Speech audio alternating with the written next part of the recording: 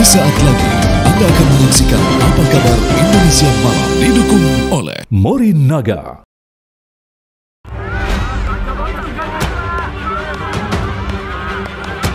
Hari ini, umat muslim menjalankan ibadah sholat Idul Adha serta kurban.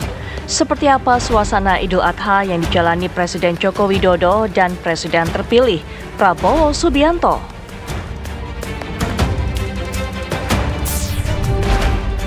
Judi online kian bikin resah. Bahkan, ribuan keluarga berantakan gegara salah satu pihak kecanduan judi online. Pemerintah pun turun tangan dengan membentuk Satgas Judi Online. Bagaimana pembentukan Satgas ini bisa menyentuh akar masalah? Saksikan ulasan selengkapnya hanya di Apa Kabar Indonesia Malam.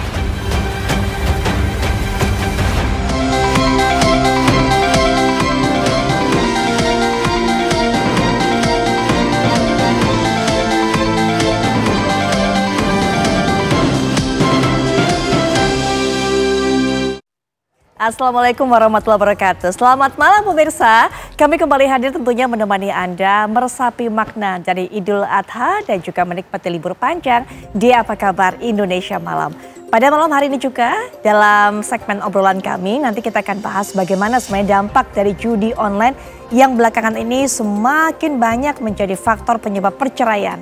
Apa kata pengadilan agama dan juga apa kata psikiater, serta nanti kita akan dengarkan nasihat dari Ustadz Zaki Mirza. Bersama saya Putri Viola. Dan saya Agita Mahlika. Selain itu pemirsa, tentunya kita akan menginformasikan secara langsung bagaimana suasana perayaan Idul Adha. Dan juga tidak hanya itu, namun juga suasana libur akhir panjang atau libur panjang di sejumlah daerah. Di Apa Kabar Indonesia Malam untuk Anda.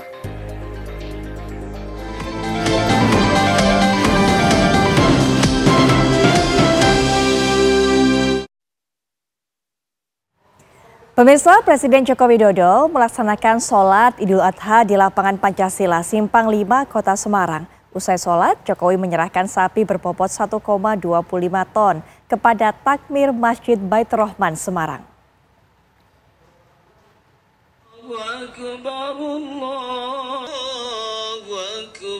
Sejak pagi, warga Semarang sudah berbondong-bondong datang ke lapangan Simpang 5 Kota Semarang untuk menunaikan ibadah salat Idul Adha yang diselenggarakan Takmir Masjid Baitur Rahman, Semarang.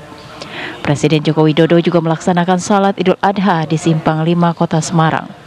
Jokowi didampingi oleh keluarga, Menteri PUPR Basuki Hadi Mulyono, PJ Gubernur Jawa Tengah Nana Sujana, sementara Ibu Negara Iriana Jokowi berada di saf perempuan.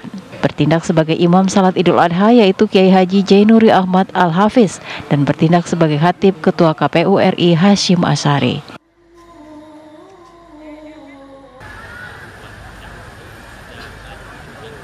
Setelah sholat Idul Adha, Presiden Jokowi menuju halaman Masjid Baitur Rahman untuk menyerahkan sapi kurban yang diterima Ketua Takmir Masjid yang juga Ketua MUI Jawa Tengah Ahmad Daroji. Sapi jenis simetal ini berbobot 1,25 ton yang dibeli dari peternak Wonogiri. Sebelum melanjutkan perjalanan, Jokowi menyapa, bersalaman, dan berfoto bersama warga yang ikut salat Id di Simpang 5. Dari Semarang, Jawa Tengah, Teguh Joko Sutrisno, TV One mengabarkan. Usai melaksanakan sholat Idul Adha di Hambalang, Jawa Barat, Presiden terpilih Prabowo Subianto menyerahkan puluhan ekor sapi untuk dibagikan ke masyarakat. Ya, Prabowo juga menjadikan momen Idul Adha tahun ini untuk menjalin silaturahmi dengan masyarakat dan juga seluruh karyawan.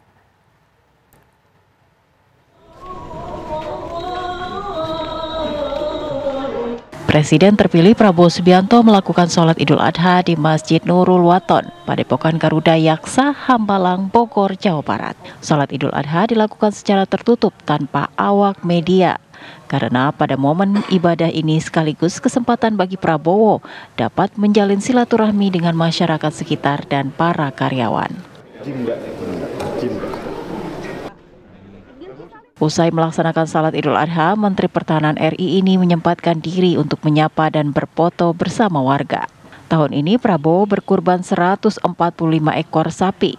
89 ekor diantaranya telah diberikan kepada ormas Islam, ulama, dan pondok pesantren.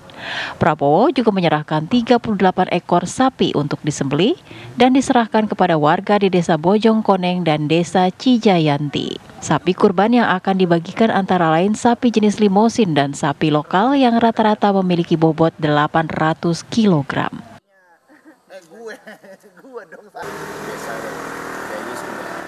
Prabowo Subianto berharap di Idul Adha dapat lebih memaknai dan mensyukuri dengan meneladani Nabi Ibrahim dan Nabi Ismail. Dari Jakarta, Leo Chandra, Dani TV One mengabarkan. Bapak hari ini hadir kan? Wakil Presiden terpilih sekaligus Wali Kota Solo, Gibran Rakabuming Raka mengikuti ibadah sholat Idul Adha 1445 Hijriah bersama tim nasional U16 di halaman Balai Kota Solo, Jawa Tengah.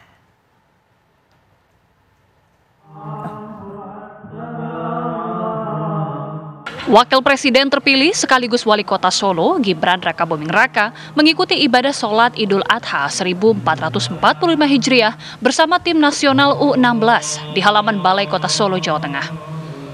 Gibran bersama putranya, Jan Etes, duduk di barisan depan bersama sejumlah jajaran Forkopimda Kota Solo. Sementara Selvi Ananda dan putrinya, Lalembah Manah, bergabung dengan barisan jemaah perempuan. Sementara itu untuk hewan kurban, Gibran Rakabuming Raka menitipkan sapi berjenis limusin dengan bobot 700 kg di Masjid Agung Al-Azhar, Jakarta. Masjid Agung Al-Azhar Kebayoran Baru menggelar pemotongan hewan kurban di lapangan hari ini. Proses pemotongan hewan kurban akan dilanjutkan pada esok hari dengan jumlah 6 ekor sapi. Tim TV One mengabarkan. Ya pemirsa, ada sejumlah kejadian unik dan juga lucu seputar hewan kurban. Ya, contohnya di Klaten, sapi dengan bobot 7 kintal terlepas saat akan disembelih. Bahkan di Banjar, Jawa Tengah, seekor sapi kurban terperosok masuk ke dalam sumur sedalam 10 meter saat diturunkan dari mobil.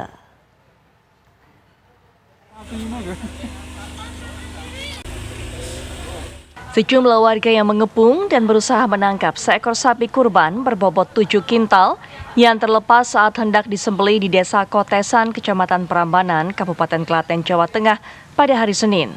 Awalnya sapi hendak dibawa ke tempat penyembelihan di masjid setempat. Belum sampai lokasi, sapi tiba-tiba mengamuk dan lari. Sapi baru bisa dievakuasi setelah petugas pemadam kebakaran terjun ke lokasi. Proses evakuasi berlangsung sekitar 1 jam. Ini mengamuk. Seekor sapi yang akan disembelih mengamuk dan menyeret sejumlah warga. Sejumlah warga berusaha memegang tali kekang namun ikut terseret. Peristiwa ini terjadi di perumahan Sudirman Hill, Rangkas Bitung, Kabupaten Lebak, Banten. Astagfirullah. Beruntung tidak ada korban jiwa dalam peristiwa tersebut, namun sejumlah warga mengalami luka lecet setelah terseret sapi. Sapi lepas. Hendak dipotong, seekor sapi kurban lepas dan masuk ke dalam rumah warga hingga ke dalam dapur di kawasan Papanggo, Tanjung Priok, Jakarta Utara pada Senin siang. Sapi lepas dari ikatannya saat akan dibawa ke tempat pemotongan hewan kurban. Saat akan diikat kembali, sapi tersebut justru menerobos memasuki rumah salah satu warga hingga ke dalam dapur. Untungnya, sapi tidak mengamuk dan tidak merusak perabotan di dalamnya. Meski demikian, kejadian tersebut sempat membuat warga di sekitar lokasi heboh.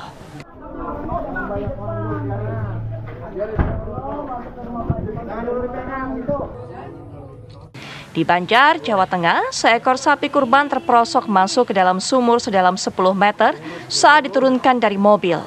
Ukuran sapi yang cukup besar serta lubang sumur yang sempit membuat evakuasi yang dilakukan oleh tim damkar, relawan, dan warga terkendala. Dengan menggunakan tali, proses evakuasi sapi memakan waktu hingga 2 jam. Usai berhasil dievakuasi, sapi langsung disembelih oleh pemilik. Tim TV One mengabarkan. Pemirsa, mantan Gubernur DKI Jakarta Anies Baswedan menyembelih hewan kurbannya sendiri, sapi berbobot 1 ton. Anies menyatakan memang terbiasa menyembelih sendiri dari tahun ke tahun. Karena semasa kecilnya dulu, Anies selalu menyaksikan ayahnya memotong sendiri hewan kurbannya. Anies Baswedan juga mengaku setiap kali sudah memegang pisau dan menunggu untuk memotong hewan kurbannya, ia selalu terbayang rasanya menjadi Nabi Ibrahim yang tahu akan menyembelih anak kandungnya yakni Ismail yang telah ditunggu-tunggu sejak lama kehadirannya di dunia. Sebegitu besar keikhlasannya dan pengorbanannya. Anies Baswedan pun berharap anak-anaknya kelak bisa meneruskan juga kebiasaan ini yang telah turun dari ayahnya.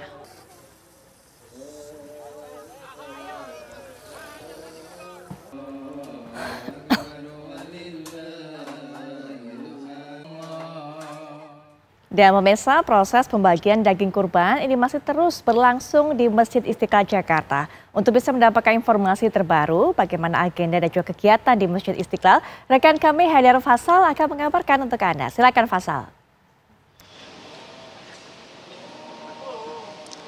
Allahu Akbar, Allahu Akbar, Allahu Akbar. La ilaha illallah, Allahu Akbar, Allahu Akbar, walillahil hamd. Ya, memang Putri Agita dan juga pemirsa, terkait dengan pelaksanaan Idul Adha 1445 Hijriah, memang Masjid Istiqlal dalam hal ini menyelenggarakan dua kegiatan besar. Yang pertama tentunya sholat Idul Adha yang sudah diselenggarakan pada pagi hari tadi, dan juga yang kedua penyembelihan hewan kurban. Nah, terkait dengan pelaksanaan sholat Idul Adha memang sudah dilaksanakan pada pukul 7 pagi tadi dan dihadiri oleh ratusan ribu masyarakat Indonesia yang berbondong-bondong datang untuk beribadah di Masjid Istiqlal Jakarta ini, termasuk diantaranya adalah Wakil Presiden Kiai Haji Ma'ruf Amin yang juga turut beribadah di Masjid Istiqlal ini, dan juga beberapa pejabat lainnya yang tampak juga hadir seperti mantan Wakil Presiden Indonesia yang ini Yusuf Kala, lalu juga ada Menteri ATR BPN AHY, dan juga ada Sandiaga Uno, dan juga ada Menteri Perdagangan Zulkifli Hasan. Nah, terkait dengan penyembelihan hewan kurban, Putri Agita dan juga pemirsa memang dapat kami informasikan baru akan dilaksanakan pada hari Selasa esok hari.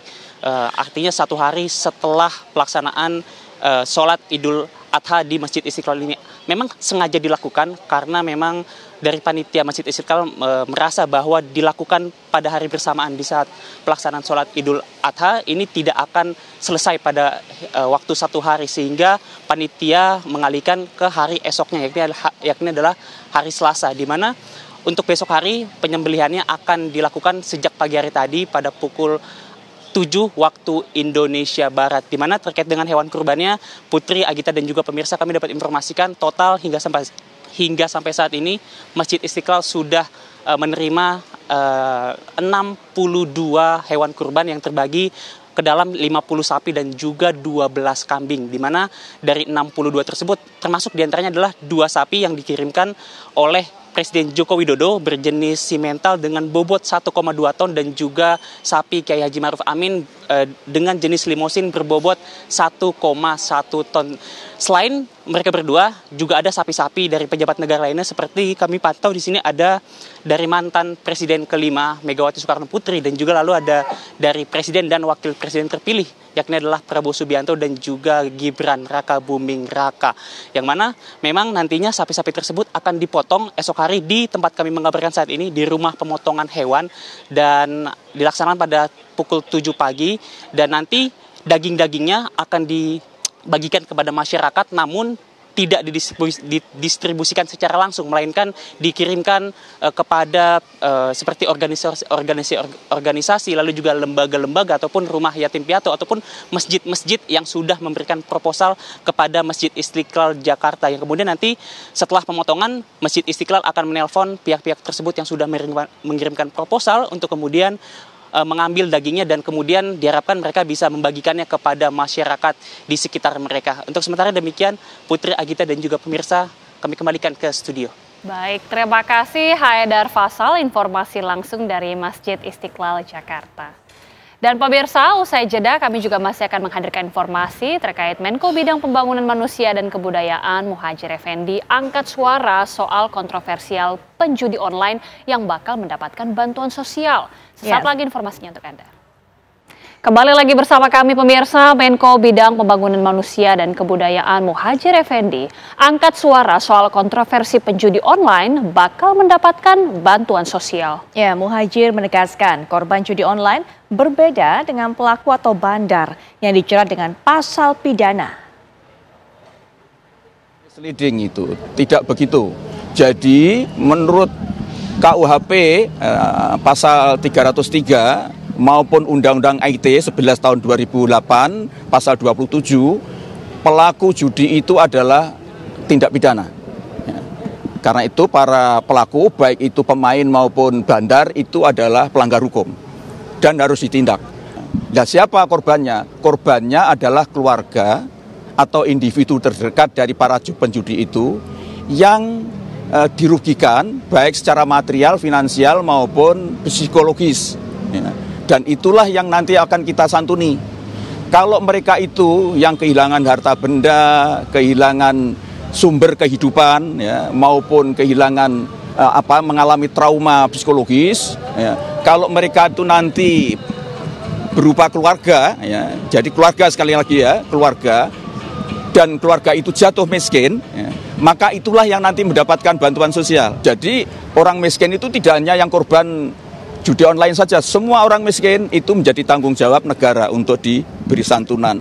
Dan itu kemudian akan diproses, akan dicek juga standar kriterianya cocok enggak dengan kementerian yang ditetapkan oleh Kementerian Sosial. Kemudian ada verifikasi, kalau memang dipastikan bahwa dia memang telah jatuh miskin akibat judi online, ya dia akan dapat bansos. Jadi jangan bayangkan terus pemain judi kemudian miskin kemudian langsung dibagi-bagi bansos. Bukan begitu, ya, ini mohon. Judi online telah memicu naiknya tingkat kriminalitas dan juga menjadi penyebab dari perpecahan keluarga. Nah, ini kita akan melihat bagaimana kemudian pecandu judi online ini membuat para pelakunya kehilangan nilai-nilai dengan mengabaikan kehidupan sosial, bahkan sampai tidak dapat mengurus dirinya sendiri.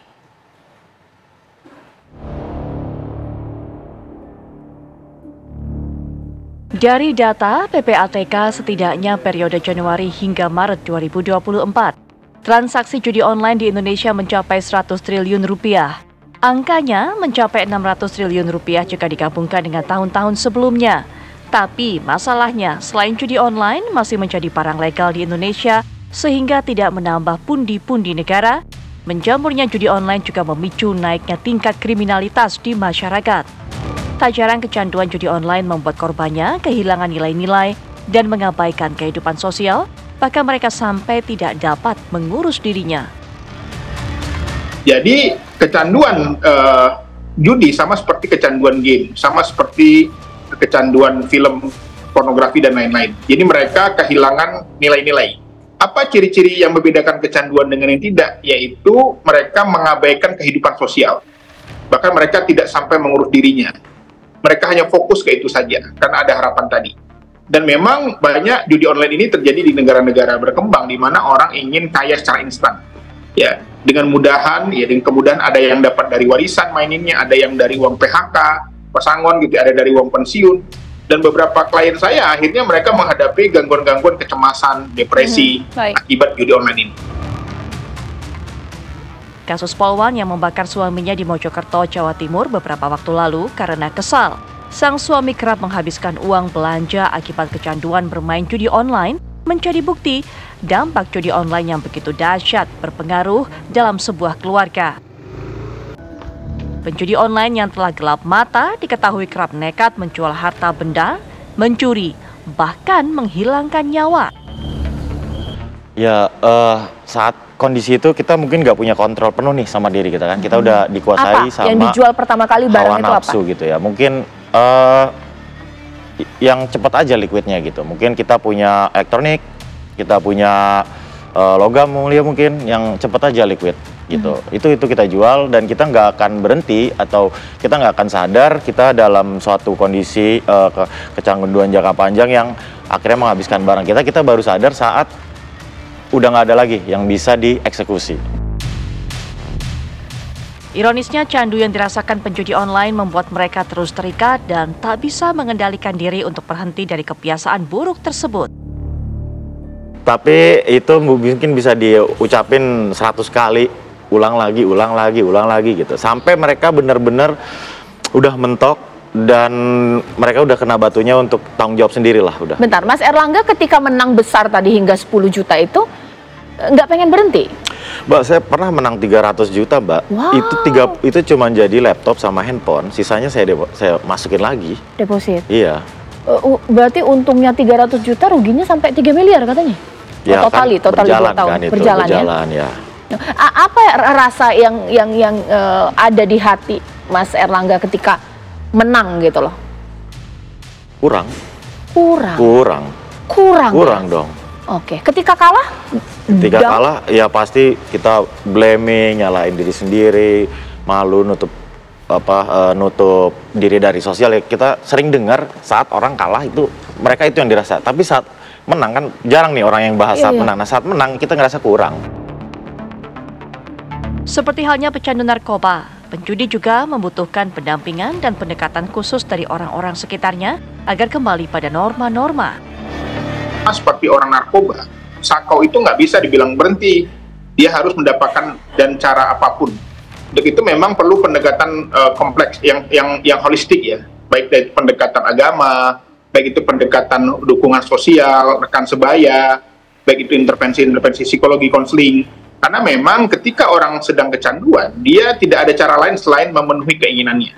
Dan ini tentu saja berdampak kepada kesehatan mentalnya. Makanya harus perlahan-lahan. Misalnya dengan pola bergaul, mulai bertemu masyarakat, olahraga, ya. Atau kemudian juga memulai dengan pola-pola seperti mencari inspirasi dari tontonan, dari ceramah, dan lain-lain.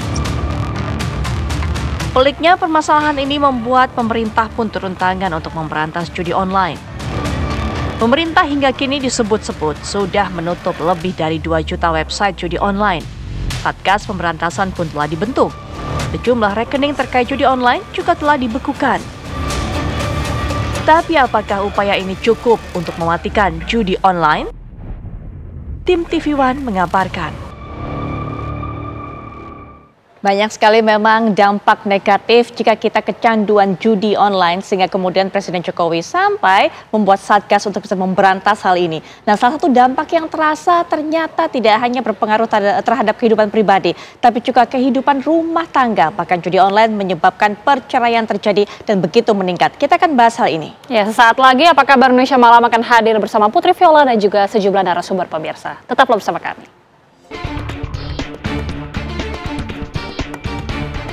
Pertengkaran suami istri yang terjadi antara Bribtu Rian Dwi dengan Bribtu Fadilatun Nikmah di Mojokerto, Jawa Timur berujung duka. Sang suami akhirnya tewas lantaran luka bakar lebih dari 90%. Sang istri Bribtu Fadilatun Nikmah kesal lantaran suaminya kecanduan judi online hingga nyaris menghabiskan gaji ke-13 serta kerap menggunakan keuangan rumah tangga demi memuaskan hasratnya berjudi.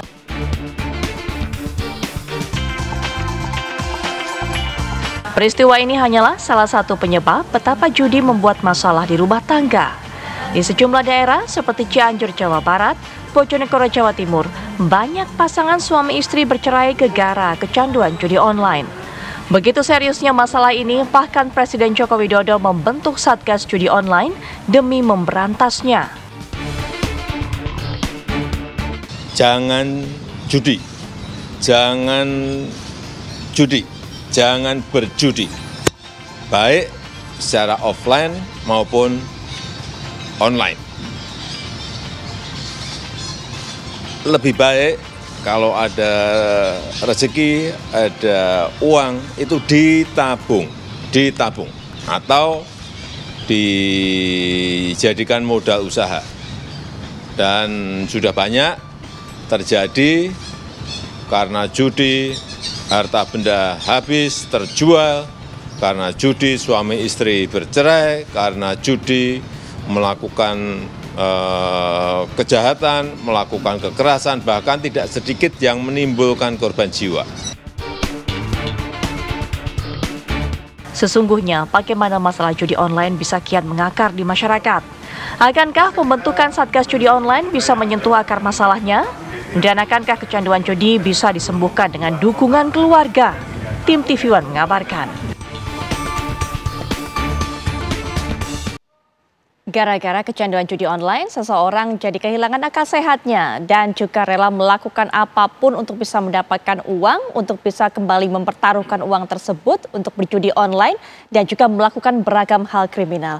Kemudian bukan hanya itu, gara-gara judi online, banyak kemudian rumah tangga yang akhirnya berujung di pengadilan, bercerai, rumah tangga yang kemudian menjadi karam. Nah, kita akan mengetahui sebenarnya bagaimana peningkatan angka perceraian karena judi online. Bukan cuma itu, nanti kita akan juga mendengarkan tausiah dari Ustadz Zaki Mirza dan juga pandangan dari psikiater Dr. Vivi atau Dr. Zulfia yang nanti juga insya Allah akan memberikan nasihat yang berarti dan juga renungan untuk kita bersama untuk bisa menjauhi perbuatan yang banyak sekali mudorotnya ini. Dan nanti kita juga akan dapatkan keterangan dari Satgas Anti Judi Online apa upayanya sehingga kemudian ini bisa menyentuh akar masalah dan juga bisa menumpas namanya judi online di tanah air. Sudah hadir para narasumber, baik itu yang menemani saya di studio ataupun juga secara daring. Saya akan perkenalkan satu persatu. Sudah hadir juga Dr. Zulfia Oktanida Syarif selaku psikiater yang akan memberikan pandangannya pada malam hari ini. Assalamualaikum warahmatullahi wabarakatuh. Selamat malam Dr. Vivi. Selamat malam Mbak Putri. Baik, dan kita juga butuh siraman rohani. Kita butuh tausiah untuk menyadarkan kita semuanya. Ustadz Zaki Mirza sudah ada bersama saya di studio. Assalamualaikum warahmatullahi wabarakatuh. Waalaikumsalam warahmatullahi wabarakatuh. Baik, dan juga kita sudah terhubung tentunya dengan Ketua Pengadilan Agama Cianjur, yaitu Bapak Hendy Rustandi. Assalamualaikum warahmatullahi wabarakatuh. Selamat malam Pak Hendy. Waalaikumsalam warahmatullahi wabarakatuh. Selamat malam Mbak Putri. Baik, Pak Hendy, kami ingin sekali Pak Hendy bisa menyampaikan datanya hingga saat ini. Berapa jumlah kasus perceraian yang terjadi akibat judi online? Apakah kemudian ada peningkatan dan juga data-data mengenai hal ini? Silakan Pak Hendy. Terima kasih. Assalamualaikum warahmatullahi wabarakatuh. Waalaikumsalam. Terlebih dahulu saya ucapkan selamat Hari Raya Idul Adha 1445 Hijriah. Kemudian saya akan coba paparkan data yang ada di Pengadilan Agama Cianjur. Sampai bulan ini data perceraian sekitar 2.700. Kemudian yang kontentius artinya yang sifatnya gugatan yaitu gugatan cerai dan gugatan cerai talak 2.500 yang selebihnya berupa permohonan. Kemudian penyebabnya variasi sih, variatif. Ada yang karena judi online juga meningkat sekarang. Dan peningkatan itu cukup signifikan di Pengadilan Agama Cianjur. Dan ini menjadi problem serius bagi kita untuk mencoba menyadarkan lewat mediasi ya. Karena memang seluruh perkara itu harus dimediasi di pengadilan. Dan lewat penyadaran itu ada beberapa yang berhasil didamaikan, tapi untuk perkara cerai ini amat sulit untuk dimediasi. Itu barangkali Mbak Putri. Ya, Pak Hendy, berdasarkan cerita mereka yang mengadukan hal ini ataupun juga ingin bercerai gara-gara dampak dari judi online, seberapa jauh dampak ini bisa merusak rumah tangga mereka? Apa yang bisa mereka ceritakan kepada Pak Hendy?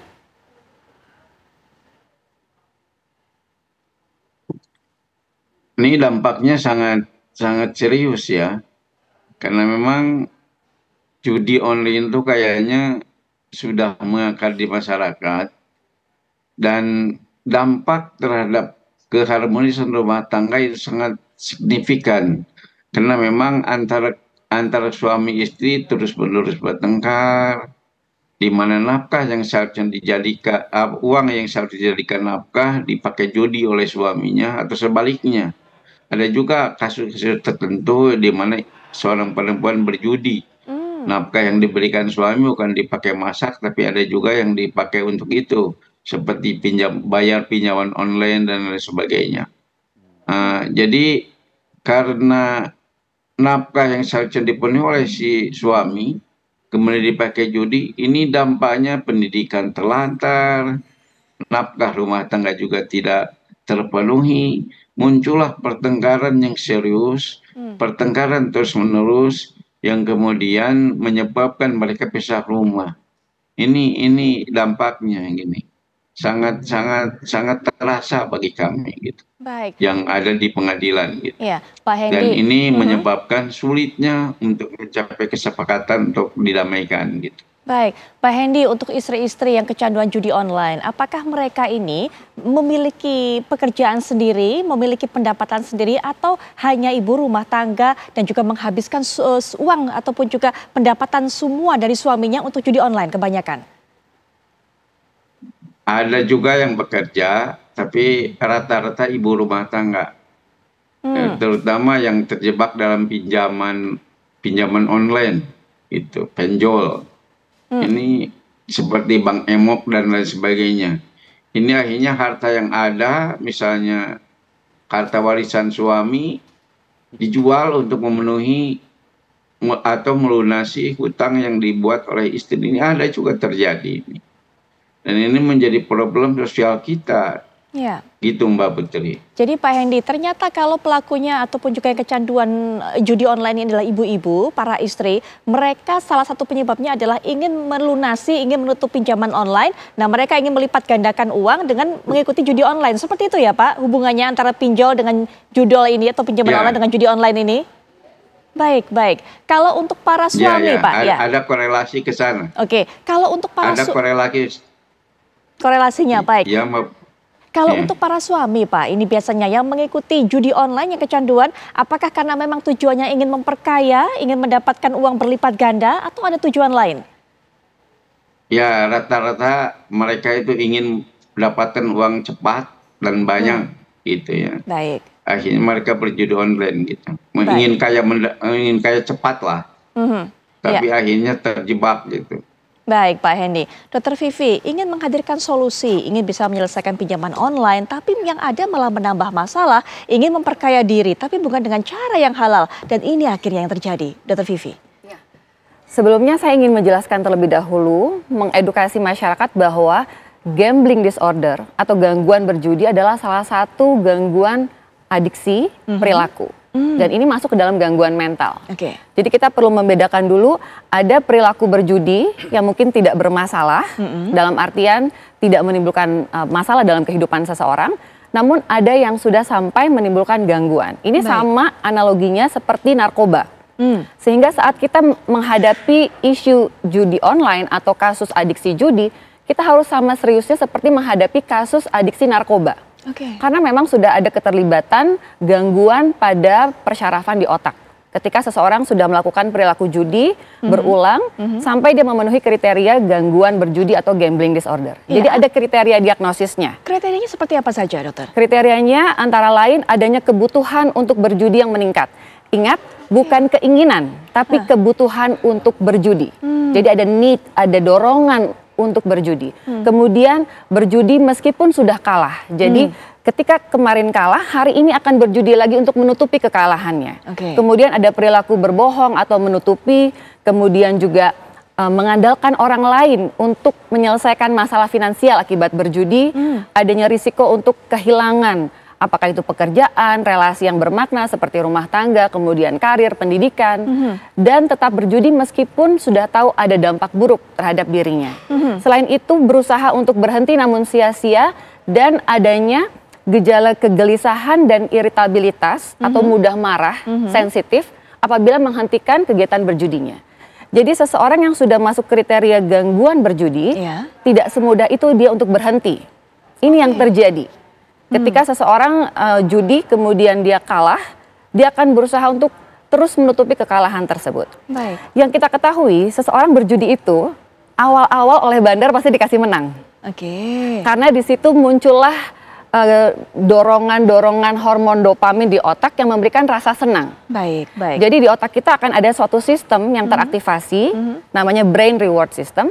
Ketika hormon dopamin itu keluar semua, euforia, ada rasa senang, dan ada motivasi untuk mengulangi lagi perilaku tersebut. Ini sama seperti narkoba juga seperti itu. Tapi bahayanya adalah ketika seseorang kecanduan alkohol atau narkoba, kita bisa melihat ketika mereka high, mereka sedang mabuk. Tapi ketika seseorang kecanduan berjudi, kita tidak lihat high-nya seperti apa. Iya, Jadi tidak tampak, tidak kasat mata dari luar. Tidak tampak, tahu-tahu sudah banyak pinjaman, tahu-tahu bermasalah rumah tangga, tahu-tahu bermasalah pekerjaan. Ya, Jadi ya. kita lihatnya sudah di ujung. Betul, betul. Jadi betul. ini masalah yang sangat serius sebetulnya. Pastinya, ini masalah sangat serius. Kemudian juga Ustadz Zaki Mirsa bisa berikan juga tinjauan kepada masyarakat untuk bisa membantu kesadaran mereka untuk bisa menghindari perbuatan yang mudorot ini. Ya. Bismillahirrahmanirrahim. Assalamualaikum warahmatullahi wabarakatuh. Alhamdulillah, salatu wassalamu ala rasulillah, amma ba'd. Dalam agama kita setiap Allah memerintahkan sesuatu pasti penuh dengan hikmah dan manfaat. Sebaliknya ketika Allah melarang, di balik itu semua pasti ada mudarat. Ada nilai-nilai yang tidak hanya membahayakan diri sendiri, bahkan membahayakan orang-orang yang di sekitar kita. Ya. Bahkan Banyak orang. Dan ini sudah Allah sampaikan di dalam surat Al-Maidah, surat ke-5 ayat 90. Kalimatnya, a'udzubillahi minasyaitonirrajim, innal khamra wal maisir. Ini yang, kan ada 4 ya, cuman 2 ini yang sangat berpengaruh dan ini sangat dikonversi ke zaman sekarang, itu jadi up to date banget tentang ayat ini. Yang pertama adalah innal khamra, minuman keras, wal maisir, judi. Dan ini adalah satu perbuatan yang menjadi bagian dari perbuatan setan. Makanya perintahnya fastanibuhu la'allakum tuflihun. Jauhi itu semua supaya kalian menjadi orang yang menang, orang yang bahagia dunia akhirat. Karena gini, apa yang disampaikan Bu Dokter tadi betul, itu sudah disampaikan oleh baginda Rasulullah SAW. Waqala Nabi, beliau bersabda, arba'atu jawahir fi jismi Adam. Sebenarnya judi, mabok, kemudian bertaruh untuk berhala di zaman baginda Rasulullah, mengundi nasib gitu ya, itu merusak 4 mahkota yang sudah Allah titipkan di dalam setiap tubuh hamba-hambanya.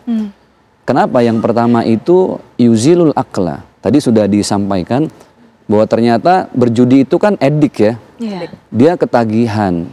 Kenapa Allah melarang? Karena menangnya bikin ketagihan, kalahnya bikin penasaran. Itu kalau istilah mendayung sampan itu di lautan tak berpantai gitu ya. Jadi nggak ada ujungnya gitu. Nggak ada tepinya, betul. Nggak sampai-sampai. Dan makanya ketika akal itu hilang, dia mudah emosi. Kan gitu. Kan akalnya hilang. Betul. Orang kalau sudah kehilangan akal ya emosi, amarah, temperamen, udah tidak bisa dengan logika lagi. Ya. Terus yang kedua, bahwa ternyata hal-hal yang diharamkan itu bisa menghilangkan yang namanya yuzilul qalba. Kan pikiran itu jendela menuju hati ya. Betul. Jadi kalau orang sudah amarah, hatinya udah nggak bisa kekontrol tuh. Karena padahal hati ini tempat di mana ada satu hal untuk merespon. Baik. Misalnya ngerem yang bersifat emosi itu dengan istighfar. Baik. Karena hatinya udah nggak ada, akhirnya dia blank. Nah, gitu. tahan mungkin sampai di situ dulu, Ustadz Zaki. Nanti kita akan lanjutkan kembali, Ustadz Zaki. Tapi setelah jeda berikut ini kami akan setelah kembali, kita akan dengarkan. Tadi ke Pak Hendy juga sudah mengatakan ada upaya mediasi yang memang gagal. Apa penyebabnya? Dan juga bagaimana dukungan dari keluarga ataupun juga pihak-pihak lain untuk bisa membantu kesadaran ataupun menyadarkan pecandu dari judi online ini. Nanti kita akan bahas setelah jeda. Sebelum kita lanjutkan perbincangan, pemirsa, kita akan lihat ini adalah rangkaian data fakta sejumlah kasus yang terjadi akibat kecanduan judi online. Kita akan saksikan bersama. Ya, deretan kasus ini yaitu pada tanggal 8 Juni 2024 lalu, Polwan bakar suami terjadi di Mojokerto, Jawa Timur. Ini juga bikin heboh, Dr. Vivi, Pak Ustadz. Ini seorang istri yang memang tentunya tidak bisa menahan emosi lagi melihat apa yang dilakukan oleh suaminya. Ini dua-duanya sama-sama adalah bagian dari institusi Polri. Sehingga kemudian sang istri ini membakar suami hingga suaminya menderita luka bakar sampai 96%. Dan akhirnya meninggal dunia. Kita akan lihat. Nah, ini di Maros, Sulawesi Selatan. Anggota TNI Angkatan Darat gelapkan uang kesatuan sebesar 876 juta rupiah. Ini juga untuk judi online. Ini sudah lihat tadi, mudaratnya sangat banyak sekali. Tadi ada hal menarik juga, pemirsa, yang kami bahas, saya, Dr. Vivi, kemudian juga Ustaz Zaki Mirza, pada saat jeda iklan tadi, Dr. Vivi mengatakan dampak judi online mungkin yang kita tahu saat ini adalah harta benda habis, kemudian perceraian. Tapi bukan hanya itu, rasanya rumah tangga, kalau memang salah satu suami, istri, ataupun juga anak siapapun kecanduan judi, bagaikan ada di neraka, bisa memicu hal-hal lain termasuk memicu KDRT dan sebagainya, Dr. Vivi. Betul sekali Mbak Putri. Jadi yang kita amati dari praktik klinis sehari-hari dan apa yang ada di masyarakat, bahwa ternyata adanya salah satu anggota keluarga yang mengalami kecanduan judi online, ini tentunya akan menimbulkan masalah emosi dan perilaku. Sehingga sangat rentan untuk melakukan KDRT, baik kepada pasangan ataupun kepada anak-anak. Dan kita bisa lihat dampaknya tidak hanya secara finansial, tapi tentunya dampak mental, kesehatan mental. Untuk istrinya, kalau misalnya yang berjudi suami ya, untuk istrinya, untuk anak-anaknya. Dan kecanduan judi online atau kecanduan judi secara umum, ini juga berisiko untuk menurunkan risiko si anak, 50% lebih berisiko untuk mengalami juga kecanduan judi di kemudian hari. Kenapa Jadi sudah ada itu, Dok? studinya. Karena ada faktor genetika ternyata, kerentanan genetik. Jadi ada kepribadian tertentu, kerentanan kepribadian tertentu yang memang rentan untuk kecanduan judi. Contohnya orang-orang yang mudah gelisah, yang mudah bosan, atau orang yang sangat hardworking juga itu juga berisiko. Serta orang-orang tertentu yang memang kesulitan untuk bisa mengendalikan dorongan-dorongan diri. Nah ini bisa ada keturunan genetiknya. Selain itu juga ada modeling behavior atau perilaku yang dicontoh dari orang tua dan diadopsi oleh anak. Sehingga anak juga akan mengikuti perilaku orang tua tersebut. Jadi dampaknya tidak hanya masalah sosial, tapi juga masalah kesehatan ya. Dan angka kekerasan dalam rumah tangga cukup tinggi yang berkaitan dengan perilaku yang terkait dengan judi online. Judi online. Ya. Sehingga kemudian hal ini juga menuai perhatian dari Presiden Jokowi yang mengatakan bahwa membentuk Satgas untuk bisa memberantas judi online ini. Kita sudah terhubung dengan Dirjen Informasi dan Komunikasi Publik Kemenkominfo, yaitu ada Pak Usman Kansong yang juga merupakan bagian dari Satgas Pemberantasan Judi Online, sudah bergabung dengan kita. Assalamualaikum warahmatullahi wabarakatuh. Selamat malam Pak Usman. Waalaikumsalam, selamat malam.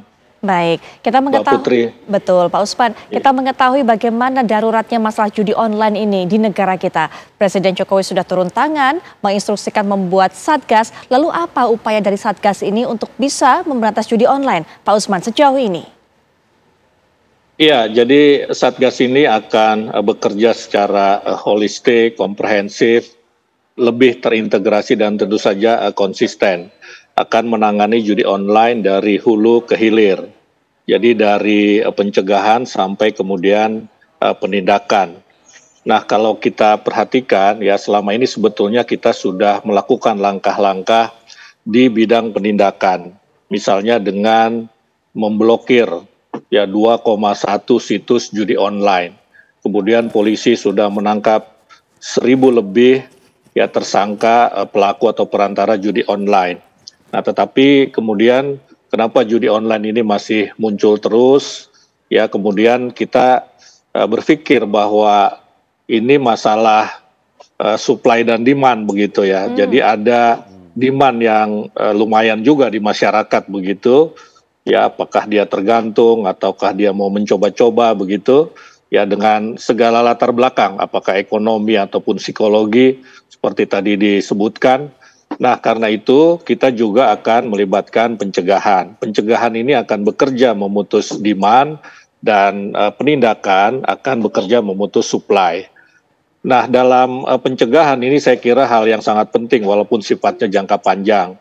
Di sini kita akan mengedukasi masyarakat, kemudian mensosialisasikan betapa bahayanya judi ya dari sisi ekonomi, sisi sosial, sisi psikologis dan sisi kriminal barangkali begitu ya. Jadi kita dalam konteks pencegahan tentu mendorong juga mengajak masyarakat berpartisipasi.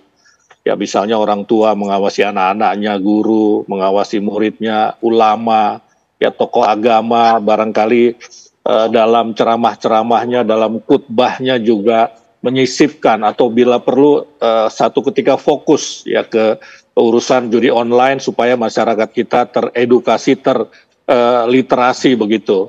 Dan tujuan utama, tujuan ujung dari Satgas ini adalah melindungi ya masyarakat Indonesia, melindungi warga negara dari bahaya judi online. Bahayanya tadi yang saya sebutkan, ada sosiologis ya, begitu orang jadi asosial, secara psikologis, trauma, stres dan lain-lain, terus mengalami psychological disorder barangkali begitu. Kemudian juga dari sisi ekonomi ya bisa jatuh miskin orang.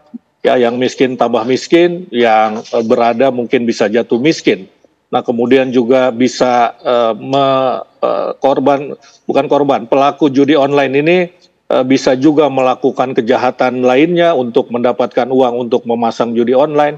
Ini kan kejadian-kejadian yang saya kira memprihatinkan dan negara harus hadir tentu dengan dukungan segenap masyarakat untuk melindungi warga negara dari bahaya judi online ini. Baik, Pak Usman mengatakan ini semua terus terjadi walaupun sudah dilakukan pemblokiran berkali-kali karena adanya supply dan demand. Sehingga tadi dikatakan rantai supply-nya diputus, rantai demand-nya diputus. Rantai supply-nya termasuk salah satunya dengan melakukan blokir. Langkah-langkah lainnya Pak, apakah akan terus dilakukan seperti ini? Patroli secara cyber dan juga pemblokiran terus secara bertahap adanya akun-akun ini? Jadi kalau kita identifikasi, ini kan servernya ini server utama nih ya, ini adanya di luar negeri begitu, yang hukum kita tidak bisa menjangkau. Ya, kemudian juga bandar-bandar besarnya ada di luar negeri, di negara Asia Tenggara. Nah, karena itu langkah lainnya yang akan kita lakukan adalah kita akan melibatkan Interpol. Ya, kemudian juga di dalam Satgas ada Kementerian Luar Negeri yang nanti akan berbicara, akan berdiskusi, mungkin akan memberikan penjelasan, mengajak kerjasama pemerintahan negara-negara di Asia Tenggara tempat tadi server dan bandarnya ini berada ya, supaya kita bisa melakukan pemberantasan secara tadi komprehensif itu, secara holistik.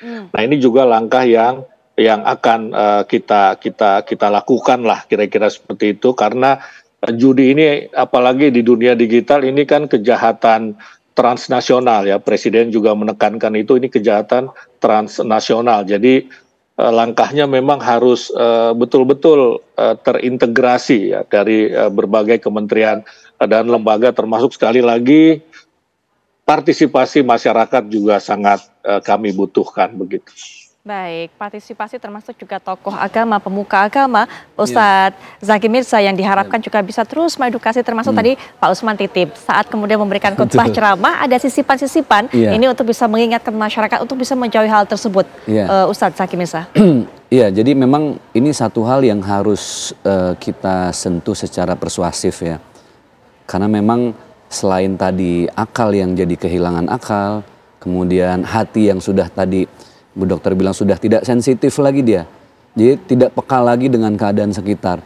Sudah tidak peka lagi dengan ibadah-ibadah, tidak peka lagi dengan sedekah. Jadi dia cuma mikirin bagaimana ini judi menang, supaya nggak kalah. Nah, kalau udah seperti itu, maka kata Rasul yang berikutnya, yuzilul haya. Judi, mabuk ini menghilangkan rasa malu. Jadi udah nggak ada malunya. Makanya jangan heran ketika judol ini pada akhirnya punya pinjol yang lumayan menggunung setiap hari. Kalau udah mentok itu kan akhirnya segala cara apapun akan dia sikat. Nah, itulah dampak dari jahatnya judi online ini. Dan yang paling parah lagi dalam sisi agama, orang yang mabuk, yang berjudi, yang mengundi nasib, itu yuzilul amal saleh, akan terkikis pahala-pahala kebaikan dia tuh. Yang pernah umroh, yang pernah haji, sholat wajib, sholat sunnah, puasa sunnahnya tuh mengkikis. Karena kan yang namanya haram itu jelas, halal jelas. Al halalu bayyinun wal haramu bayyinun. Bahkan Allah memerintahkan kita untuk makan, minum, mencari nafkah itu dari sumber yang halal. Kenapa? Karena apa yang kita bawa ke rumah, kita konsumsi, kemudian dikonsumsi juga oleh keluarga, istri dan anak-anak. Jangan salahkan kalau akhirnya mereka terlalu mudah untuk berbuat yang haram. Karena sumbernya pun jelas-jelas dari yang haram. Itulah kenapa mencari nafkah itu sebisa mungkin ya dari sumber yang halal. Fakulu mimma razaqakumullahu halalan thayyiba. Yang halal itu akan memudahkan kita berbuat baik. Tapi sebaliknya, kalau asupan-asupan yang haram, pada akhirnya akan terasa berat tuh. Jadi malas sholat, malas sedekah, karena dilihat dari sumbernya apa. Baik. Nah, judi ini pengaruhnya terutama untuk diri sendiri, itu merusak 4 elemen yang ada di tubuh kita. Makanya udah nggak fokus ibadahnya, udah nggak mikirin bekal akhirat lagi. Bahkan banyak yang pada akhirnya meninggalkan nilai-nilai agama, dia bunuh diri. Kalau sudah bunuh diri ini ya udah mentok dia. Udah mau ngapain lagi, dia nggak punya bekal apa-apa lagi. Makanya di setiap sekolah nih, kalau saya lagi datang untuk tausiah, ceramah, saya singgung untuk masalah sosmed, judi online, game online, supaya ini kan mereka generasi masa depan ya. Betul. Inna fiyya disubani amrul ummah. Semuanya tergantung bagaimana anak mudanya nih. Sekarang kalau anak mudanya udah rata-rata main judi online, ya jangan sampai negara ini hancur dan bobrok secara mental. Betul. Itu yang kita khawatirkan. Apalagi tadi Ustaz sudah mengatakan, ternyata dampak negatifnya ini berlipat-lipat. Betul. Kalau kemudian mendapatkan harta tidak halal, diberi makan atau menafkahi anak istrinya, jadinya seperti itu juga, begitu kan? Betul. Nanti kita akan bahas lebih lanjut, termasuk juga Pak Hendy nanti akan bercerita kepada kita, Pak Hendy, setelah jeda. Pak Hendy tadi sempat mengatakan bahwa sudah ada upaya untuk bisa mediasi para pasangan-pasangan ini yang akan bercerai karena faktor judi online. Tapi memang gagal mediasi tersebut di beberapa kasus. Pak Hendy mungkin bisa cerita lebih lanjut lagi mediasinya seperti apa yang dilakukan dan apa yang membuat upaya seperti ini gagal. Nanti kita akan dapatkan penjelasan lebih lanjut. Kami akan segera kembali saat lagi. Kita lanjutkan kembali perbincangan. Pak Hendy bisa berbagi cerita dengan kami. Bagaimana proses mediasi yang dilakukan sejauh ini kepada mereka pasangan-pasangan yang ingin bercerai gara-gara judi online, Pak Hendy? Ya, begini, sebetulnya setiap perkara perdata termasuk perceraian itu sesuai dengan peraturan Mahkamah Agung nomor 1 2016 itu wajib dimediasi.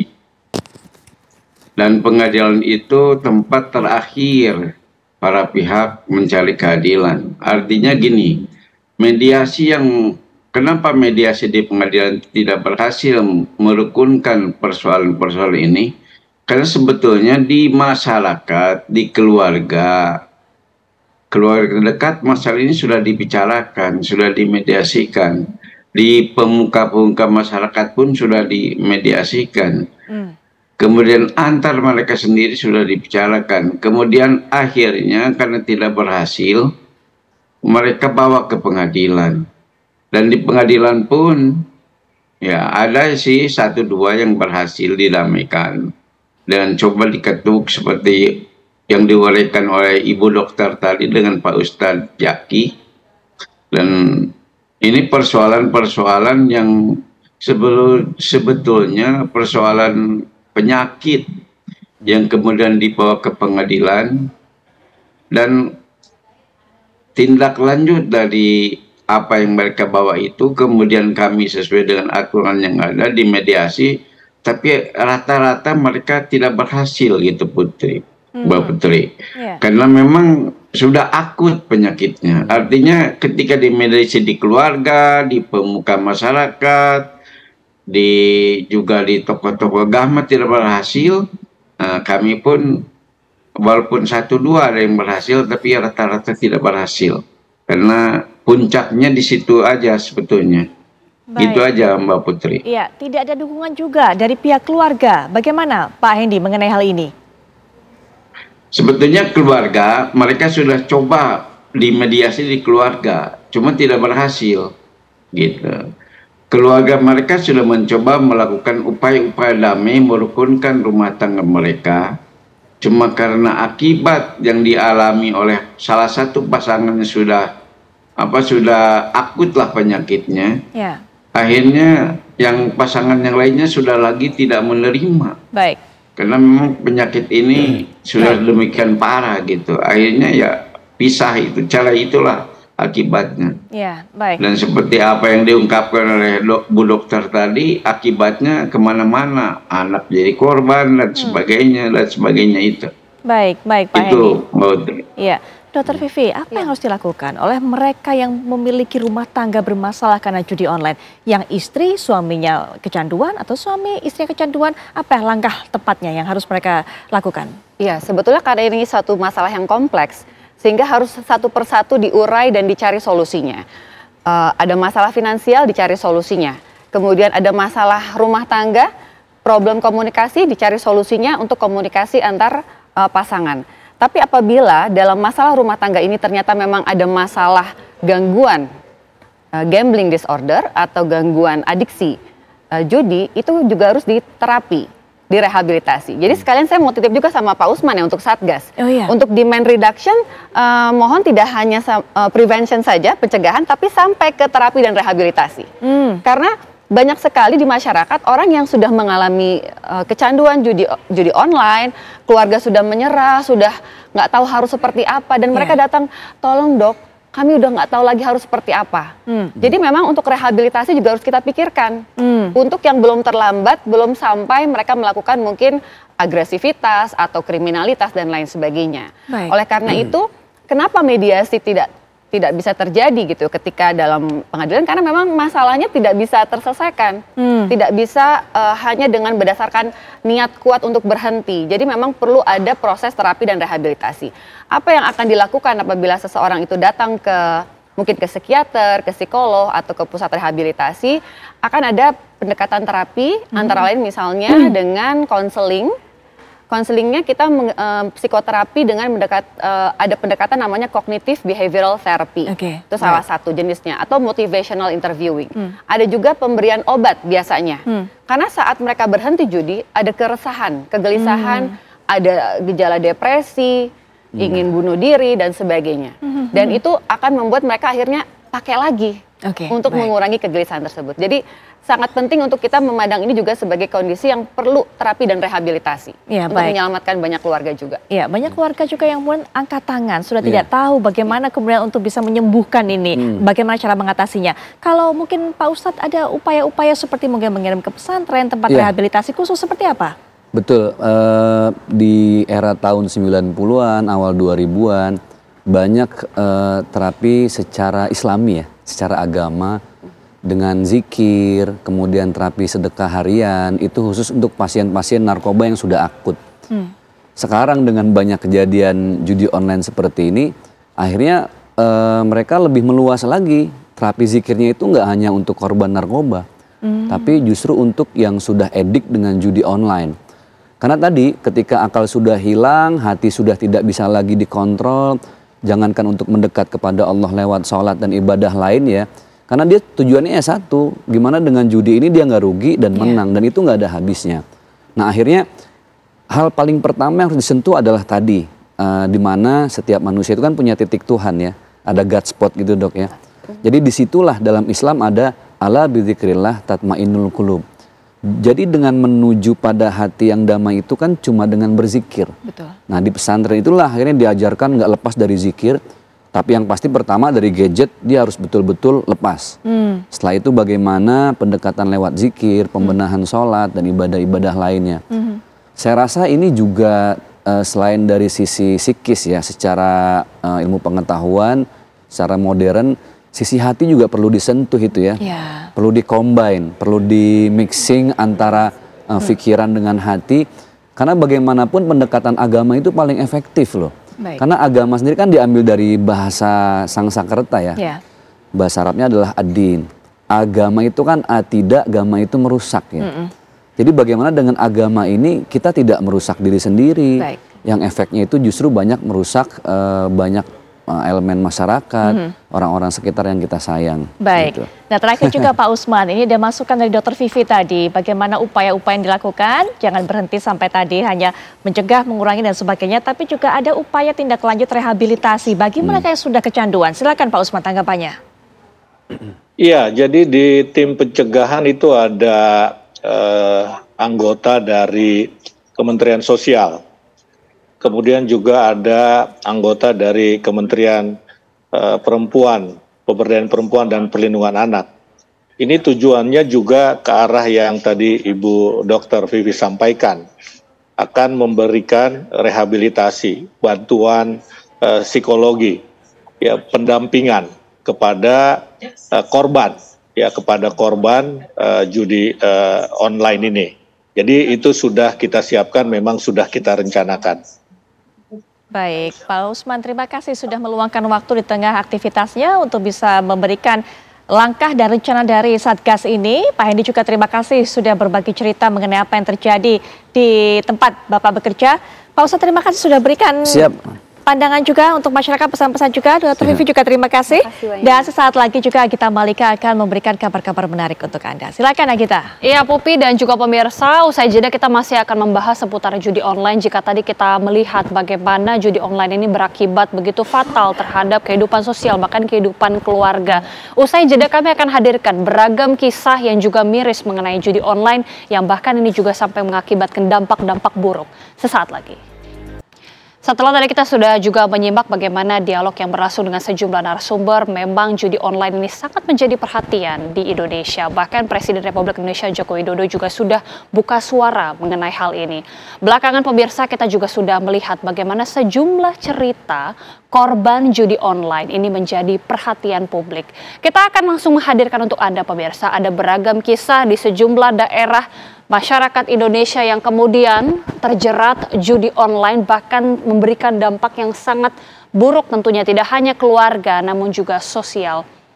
Kita awali dari tanggal 8 Juni 2024, tepatnya pemirsa di Mojokerto, Jawa Timur. Ini ada peristiwa yang sangat memilukan.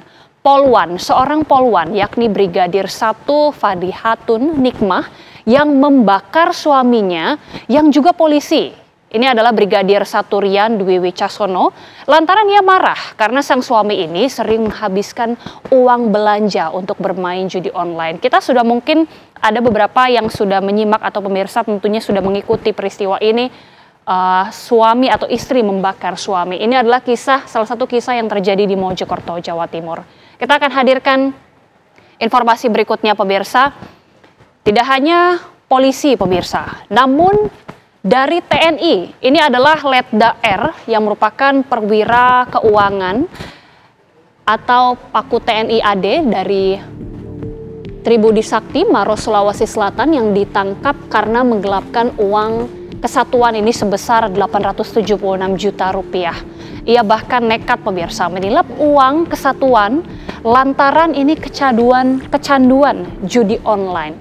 Ini merupakan anggota TNI AD yang bahkan menggelapkan uang kesatuan sebesar 876 juta rupiah pemirsa. Dan selanjutnya kami akan hadirkan bagaimana pernyataan dari Kabid Humas Polda Jawa Timur mengenai hal ini selengkapnya.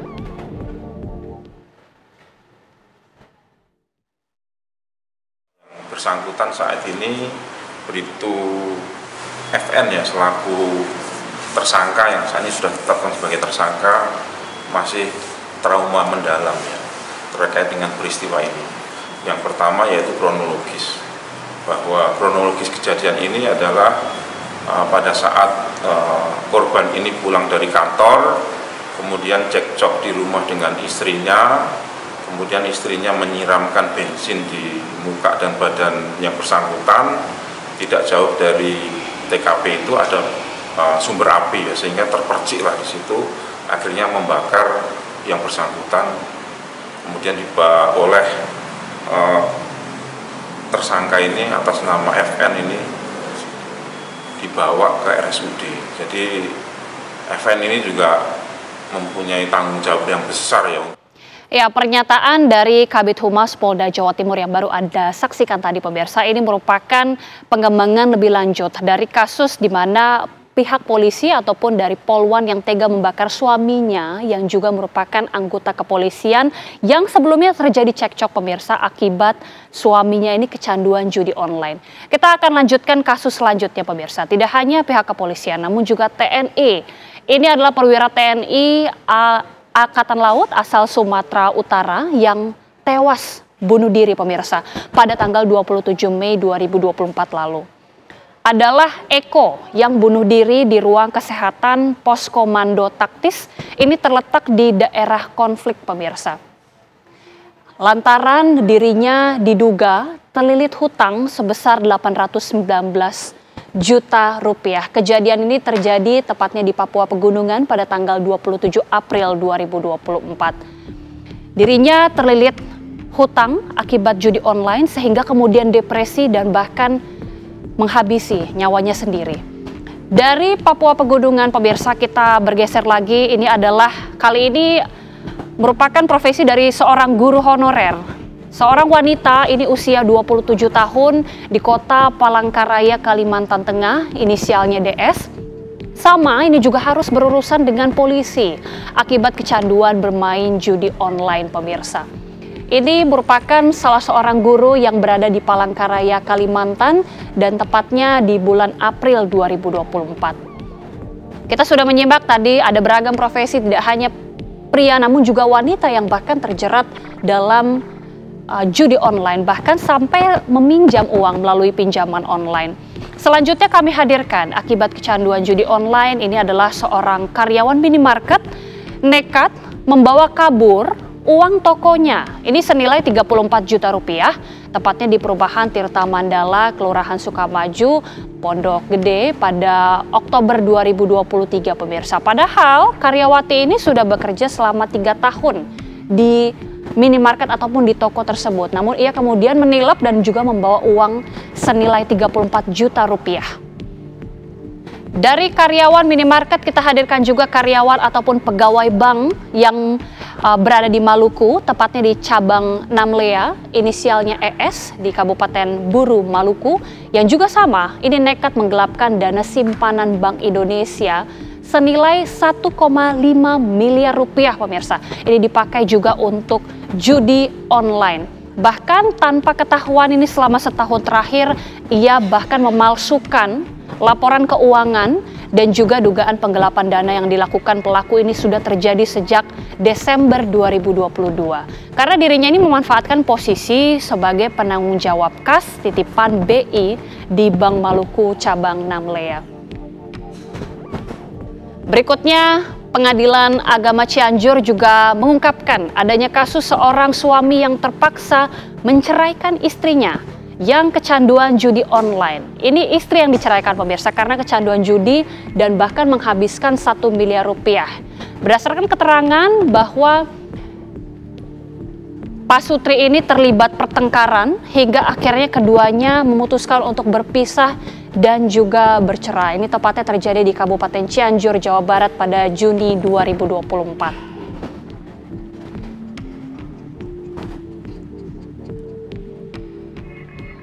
Ya, judi online ini telah memicu naiknya tingkat kriminalitas di masyarakat. Tapi tak hanya itu, pemirsa, pecandu judi online juga membuat para pelakunya kehilangan nilai-nilai dengan mengabaikan kehidupan sosial, bahkan sampai tidak dapat mengurus dirinya sendiri.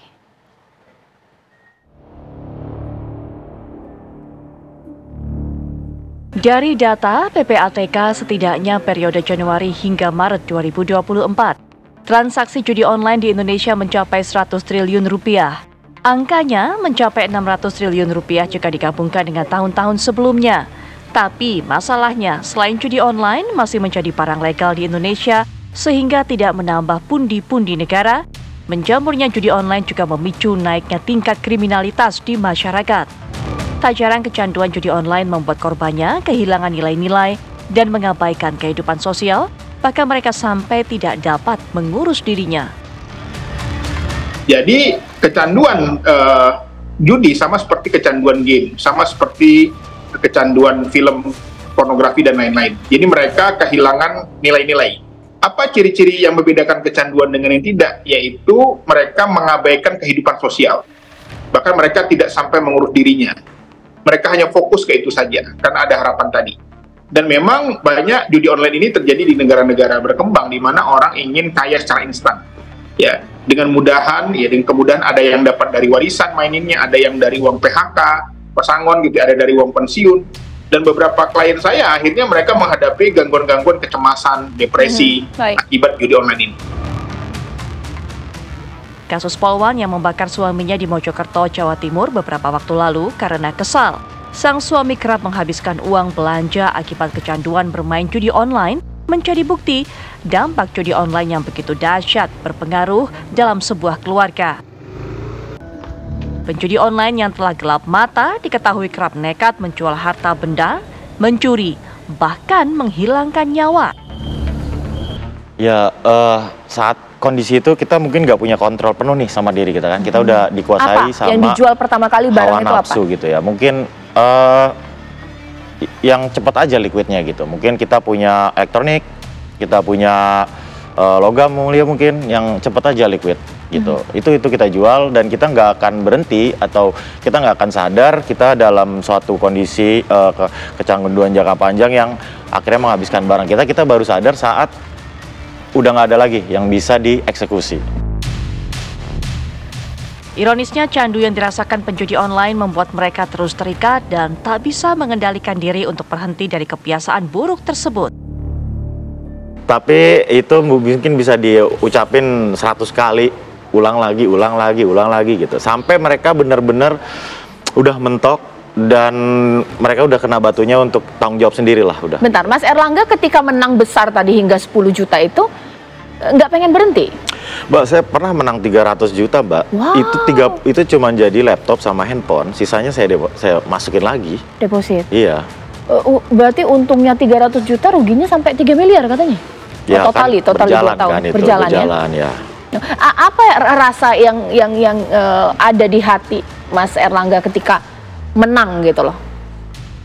Kurang dong. Oke, ketika kalah? Ketika kalah ya pasti kita blaming, nyalain diri sendiri, malu, nutup diri dari sosial. Ya, kita sering dengar saat orang kalah itu mereka itu yang dirasa, tapi saat menang kan jarang nih orang yang bahas saat menang. Nah, saat menang kita ngerasa kurang. Seperti halnya pecandu narkoba, penjudi juga membutuhkan pendampingan dan pendekatan khusus dari orang-orang sekitarnya agar kembali pada norma-norma. Seperti orang narkoba, sakau itu nggak bisa dibilang berhenti. Dia harus mendapatkan dan cara apapun. Untuk itu memang perlu pendekatan kompleks yang holistik ya, baik dari pendekatan agama, baik itu pendekatan dukungan sosial, rekan sebaya, baik itu intervensi psikologi, konseling. Karena memang ketika orang sedang kecanduan, dia tidak ada cara lain selain memenuhi keinginannya. Dan ini tentu saja berdampak kepada kesehatan mentalnya. Makanya harus perlahan-lahan. Misalnya dengan pola bergaul, mulai bertemu masyarakat, olahraga, ya, atau kemudian juga memulai dengan pola-pola seperti mencari inspirasi dari tontonan, dari ceramah, dan lain-lain. Peliknya, permasalahan ini membuat pemerintah pun turun tangan untuk memberantas judi online. Pemerintah hingga kini disebut-sebut sudah menutup lebih dari 2 juta website judi online. Satgas pemberantasan pun telah dibentuk. Sejumlah rekening terkait judi online juga telah dibekukan. Tapi apakah upaya ini cukup untuk mematikan judi online? Tim TV One mengabarkan. Ya, seperti yang sudah Anda saksikan pemirsa, pemerintah ini juga bahkan sudah turun tangan untuk memberantas judi online. Kita juga akan hadirkan untuk Anda informasi mengenai jerat hukum bagi para penjudi online ini. Kita hadirkan ini dia. Dari pasal 303 ayat 1 KUHP ini diancam pidana penjara paling lama 10 tahun pemirsa atau pidana denda paling banyak 25 juta rupiah. Ini adalah salah satu pasal. Kemudian juga dari pasal 27 ayat 2 Undang-Undang ITE nomor 11 tahun 2008 diancam pidana penjara paling lama 6 tahun dan atau denda paling banyak 1 miliar rupiah. Selanjutnya kemudian juga adalah pasal 45 ayat 2 Undang-Undang nomor 19 tahun 2016 dipidana penjara paling lama 6 tahun dan atau denda paling banyak 1 miliar rupiah. Ini adalah sederet pasal pemirsa yang kemudian juga bisa menjerat para penjudi online, di mana tentunya pemerintah ini juga turun tangan untuk memberantas hal ini. Usai jeda, kami akan hadirkan informasi mengenai sebuah minibus angkutan umum Aceh Medan tiba-tiba hanyut di bawah arus sungai. Warga yang mengetahui peristiwa tersebut kemudian langsung meminta bantuan petugas Badan Penanggulangan Bencana Kabupaten. Sesaat lagi informasinya untuk Anda, kami kembali usai jeda. Kembali di Apa Kabar Indonesia Malam. Pemirsa, sebuah minibus angkutan umum Aceh Medan tiba-tiba hanyut di bawah arus sungai. Warga yang mengetahui peristiwa tersebut ini langsung meminta bantuan petugas Badan Penanggulangan Bencana Kabupaten Aceh Barat Daya. Sebuah minibus angkutan Aceh Medan tiba-tiba hanyut di bawah arus sungai Susoh, Aceh Barat Daya. Peristiwa tersebut dimulai dari sang sopir yang baru tiba dari Medan setelah menurunkan penumpang berniat untuk mencuci mobil di tepi sungai Susoh. Awalnya air sangat tenang, namun secara tiba-tiba sungai langsung berubah dengan datangnya air dari hulu sungai dengan sangat deras, sehingga langsung membawa hanyut mobil bus tersebut hingga 300 meter. Petugas Badan Penanggulangan Bencana Kabupaten Aceh Barat yang mendapatkan laporan ini langsung terjun ke lokasi dengan dibantu petugas TNI, Polri, dan warga. Petugas akhirnya juga berhasil mengevakuasi bangkai mobil tersebut dengan kondisi rusak.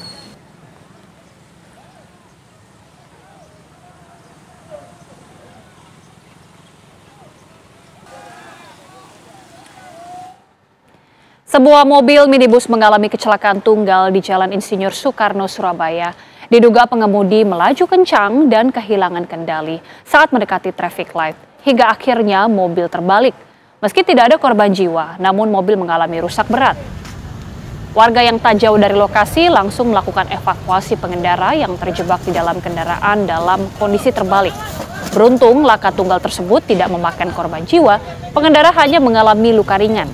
Warga juga langsung ramai-ramai membalikkan mobil untuk menghindari kemacetan.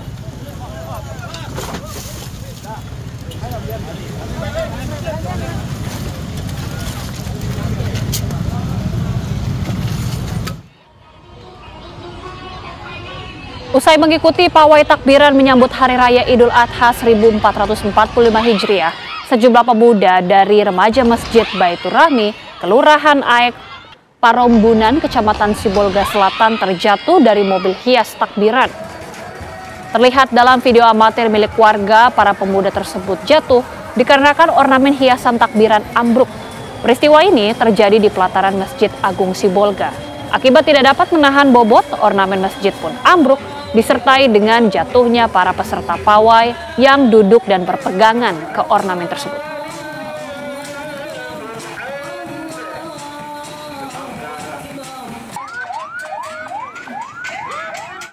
Pemirsa, jutaan jemaah bergerak menuju Jamarat di Mina untuk menunaikan lempar jumroh kedua atau wusto pada Minggu tengah malam. Jutaan jemaah berjalan kaki dalam rombongan-rombongan besar. Mereka berasal dari berbagai negara dan juga dari berbagai penjuru dunia. Para jemaah itu sebelumnya sudah menunaikan ibadah lontar jumroh, akobah setelah wukuf di Arafah, mabit di Musdalifah, dilanjutkan mabit di Mina. Setelah lontar jumroh pertama, mereka kembali mabit di maktab-maktab di kawasan Mina untuk melaksanakan lontar jumroh kedua. Keesokan harinya mereka akan melaksanakan lempar jumroh ketiga atau ula yang dilanjutkan dengan tawaf ifadah dan sa'i.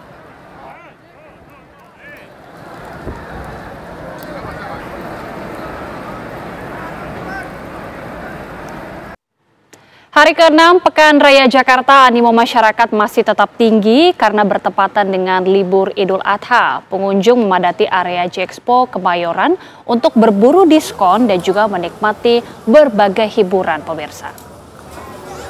Kita akan langsung melihat bagaimana situasi terkini di J-Expo Kemayoran dan juga tentunya untuk melihat bagaimana libur Idul Adha sudah ada rekan kami Adi Mulya dari J-Expo Kemayoran. Silakan Adi dengan informasi terbaru dari sana.